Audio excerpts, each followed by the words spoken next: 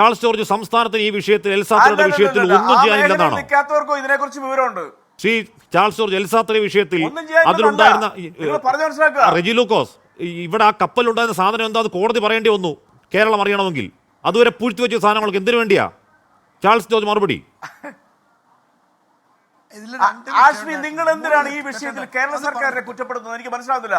അന്തർദേശീയമൊക്കെ അവിടെ നിൽക്കട്ടെ. റെജി ലൂക്കോസെ, ഈ എൽസാത്രി കപ്പലുണ്ടായിരുന്ന സാധനങ്ങൾ എന്തൊക്കെയാണ് നമ്മൾ അറിഞ്ഞപ്പോഴാണ് കൈകാര്യം ചെയ്യുന്നത്? നിങ്ങൾ ഇവിടെ ഇരുന്നുകൊണ്ട് ഈ ഗവൺമെന്റ് ഈ എൽസാത്രി കപ്പലിലെ ഈ പറഞ്ഞ സാധനങ്ങൾ ഒഴുകി വരുമ്പോഴേക്കും ദൂരെ മാറി കൈകൂപ്പി നിൽക്കണം എന്നൊക്കെയുള്ള നിർദ്ദേശങ്ങൾ അല്ലാതെ ഈ കപ്പലിലുള്ള സാധനം എന്താ നമ്മൾ അറിഞ്ഞപ്പോഴാ? കോടതി പറഞ്ഞപ്പോഴത്തേക്കാണ് ഈ പറയുന്ന എന്താണ് കാർഗോ മാനിഫെസ്റ്റോ അടക്കം പുറത്തുവിട്ടത്. റെജി ലൂക്കോസ്, ശ്രീ ചാൾസ് ജോർജ്.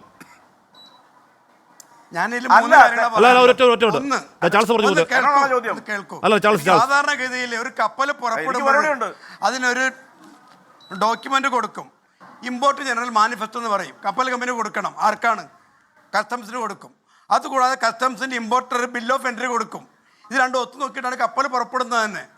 അപ്പോൾ സംഭവം ആ നിമിഷം നമ്മൾക്ക് തീരുമാനിച്ച നമുക്ക് റിപ്പോർട്ട് കിട്ടും. എന്തൊക്കെയുണ്ടെന്ന് നമുക്ക് അന്നറിയാൻ പറ്റും. ഇതുവരെ നമുക്ക് 15 ദിവസം കാത്തിക്കേണ്ടി വരാൻ ആവശ്യമില്ലായിരുന്നല്ലോ. 1. 2, ഒരു കപ്പൽ ഫിറ്റാണെന്ന് നോക്കണ ആരാണ്? MMD ആണ്. MMD പരിശോധിക്കും. കപ്പലിൻ്റെ ബാലൻസ് നോക്കും. മുകളിൽ വെയിറ്റ് ഉണ്ടെങ്കിൽ താഴെ വെള്ളം നിറയ്ക്കും. നേരത്തെ ആർക്കിടെക്ട് പറഞ്ഞില്ലേ, ഇത് ബാലൻസ് ചെയ്തിട്ടാണ് വിടുന്നത്. അത് ചെക്ക് ചെയ്ത് MMD അംഗീകരിച്ചാലേ കപ്പൽ പുറപ്പെടും. MMD ഇതുവരെ നമ്മൾ ചോദ്യം ചെയ്തില്ലല്ലോ. ഇവർ രണ്ടുപേരും ഞാൻ പറഞ്ഞില്ല, MMD ചോദ്യം ചെയ്തില്ലല്ലോ. MMD ആൾക്കാർ അടുത്ത 3, കപ്പൽ ക്യാപ്റ്റൻ കപ്പൽ ഓടിച്ച കപ്പൽ ചരിഞ്ഞേക്കണ എവിടെയാണ്? 14.6 നോട്ടിക്കൽ മൈലിലാണ്. അതായത് 50 കിലോമീറ്ററാണ് കേന്ദ്ര ഗവൺമെൻറ് നിശ്ചയിച്ചിരിക്കുന്ന പാത. അതറിയാമോ? 2020 ആ പാത നിശ്ചയിച്ചപ്പോൾ ഞങ്ങൾ എതിർത്ത് സംസ്ഥാന ഫിഷറി വന്ന് ഞങ്ങളെ ഓം വിളിച്ചു. എല്ലാവരും കൂടി ഞങ്ങൾ പറഞ്ഞു 50 നോട്ടിക്കൽ മൈൽ അപ്പുറത്താക്കണം, 50 കിലോമീറ്റർ പോരാ. കാരണം കൊയിലോൺ ബാങ്ക് കിടക്കുന്നത് 92 കിലോമീറ്റർ ഒരു വിസ്താരത്തിലാണ്. അതിന് പടിഞ്ഞാറോട് പോയി ഞങ്ങൾ ആവശ്യപ്പെട്ടു. അവസാനം കേരളത്തിലെ എല്ലാ സ്ഥലങ്ങളും കൂടി തീരുമാനിച്ചു 50 നോട്ടിക്കൽ മൈൽ പടിഞ്ഞാറോട് പോകണമെന്ന് പറഞ്ഞു. പക്ഷേ കേന്ദ്രം അംഗീകരിച്ചില്ല. അവർ 50 കിലോമീറ്റർ ആക്കി. ആ പരിധി പോലും ലംഘിച്ച് 27 കിലോമീറ്റർ വെച്ചാണ് കപ്പൽ മറിഞ്ഞിരിക്കുന്നത്. ആ കാര്യം കൊണ്ട് തന്നെ ക്യാപ്റ്റനെ അറസ്റ്റ് ചെയ്യണം. ഞാൻ സർക്കാരെ കുറ്റപ്പെടുത്തുന്നില്ല. ഞാൻ സർക്കാരിനെ സംരക്ഷിക്കുന്ന ഒരാളാണ്, സർക്കാരിന് വേണ്ടി വാദിക്കുന്ന ഒരാളാണ്. അവൾ നമ്മൾ അറസ്റ്റ് ചെയ്യണം. അങ്ങനെ അറസ്റ്റ് ചെയ്യാൻ ഗുണം അറിയാമോ? കപ്പൽ കമ്പനി നമ്മുടെ അടുത്ത് നേരിട്ട് ചർച്ചയ്ക്ക് വരും. ഏത് കമ്പനി ആയിക്കോട്ടെ. ഈ കമ്പനി തന്നെ ദുരൂഹമായി ഉറവുള്ള കമ്പനിയാണ് കാശ്മീർ. നമ്മൾ നോക്കണം. കഴിഞ്ഞ 2 വർഷം മുമ്പ് അമേരിക്ക ഇവരെ വലിയൊരു കപ്പൽ നിറച്ചു, ഗയാന. അതിൽ 20 ടൺ കൊക്കൈൻ ഉണ്ടായിരുന്നു. അവരുടെ കേസ് ഇപ്പോഴും നടക്കുകയാണ്. അതിന് മുൻപ് 3 കപ്പലോട് നിറഞ്ഞു വെച്ചിട്ടുണ്ട് അവരുടെ. ഗയാന മാത്രമല്ല, ഈറി, അതുപോലെ തന്നെ കരലോട്ട, ഡിസൈറി, ആവരി, ഒറിയോൺ, ഇതൊക്കെ അവർ അറിഞ്ഞു വെച്ചിരിക്കണം. അമേരിക്ക അറിഞ്ഞു വെച്ചിരിക്കണം. കാരണം ഇവരുടെ തൊഴിലറിയാമോ? ലോകത്ത് ഏറ്റവും വലിയ മാഫിയ സംഘമാണ്. ഞാൻ പറയാൻ ഉദ്ദേശിച്ചതല്ല ഇവിടെ, നിങ്ങൾ എന്നെ കൊണ്ട് പറയിക്കണം. ലോകത്ത് ഏറ്റവും വലിയ മാഫിയ സംഘമാണ് ബാൽക്കൻ മാഫിയ. അവരുമായി സഹവർത്തിക്കുന്ന ഒരു കമ്പനിയാണ് MSC എന്ന് നിങ്ങൾക്കറിയാമോ?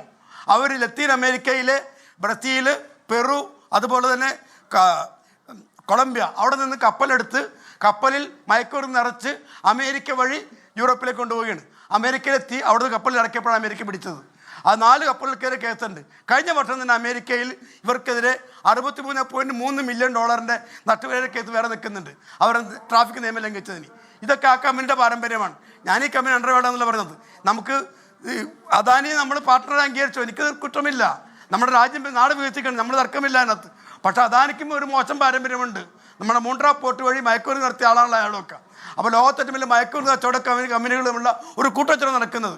ഒരു ഗവൺമെൻറ് ഇവിടെ ഉണ്ടെങ്കിൽ എന്ത് ചെയ്യണം? ഇവരെ നേരെ നിർത്തണം, നിലക്ക് നിർത്തണം. നമ്മൾ മുട്ടിലഴിഞ്ഞ് അവരോട് സൗജന്യം ആവശ്യപ്പെടില്ല വേണ്ടത്. നമ്മുടെ രാഷ്ട്രീയ അന്തസ്സിൻ്റെ വിഷയമാണിത്. നമ്മൾ എൻട്രിക്കലക്സി നിൽക്കട്ടെ. ഏതാണ്ട് 200 നോട്ടിക്കൽ എന്ത് സംഭവിച്ചാലും പ്രാദേശികമായി നമ്മുടെ കൊച്ചിയിലെ കോസ്റ്റൽ പോലീസിന് കേസെടുക്കാൻ അവകാശമുണ്ടെന്ന് 2016 കേന്ദ്ര നോട്ടിഫിക്കേഷൻ ഇറക്കിയിരിക്കുകയാണ്. അപ്പോൾ അതൊക്കെ നമ്മുടെ വിഷയം. റെജി ലൂക്കോസ് എന്തുകൊണ്ടും പറഞ്ഞോട്ടെ, ഇത് നമ്മുടെ നാട്ടിലെ അനുഭവങ്ങളാണ്. നമ്മൾ എന്തുകൊണ്ട് നമ്മൾ ആക്ട് ചെയ്യുന്നില്ല? ഞാൻ ഗവൺമെൻറ് കുറ്റപ്പെടുന്നില്ല. അത് മാത്രമല്ല, ഇപ്പോൾ ഇന്നലെ ഒരു കാര്യം നടന്നിരിക്കുകയാണ്. ഈ കമ്പനി MSC അവർ ഏത് രാജ്യത്തെ കമ്പനിയാണ്? അവർ ജനീവയിലെ കമ്പനിയാണ്. അവർ ഇന്നലെ ഞാൻ തിരുവനന്തപുരത്ത് ചെല്ലുമ്പോൾ 3 ആളുകൾക്ക് മത്സരാൾക്ക് സബ് കോൺട്രാക്ട് കൊടുത്തിരിക്കുകയാണ്. ഏതാണ്? ഒരു പരമാധികാര സ്വതന്ത്ര രാജ്യമാണ് നമ്മൾ. ആ രാജ്യത്ത് വന്ന് ഒരു കപ്പൽ കമ്പനി നേരിട്ട് ഓപ്പറേറ്റ് ചെയ്യണം. തിരുവനന്തപുരം ജില്ലയിൽ 3 ഒരാൾക്ക് സബ് കോൺട്രാക്ട് കൊടുക്കുകയാണ്.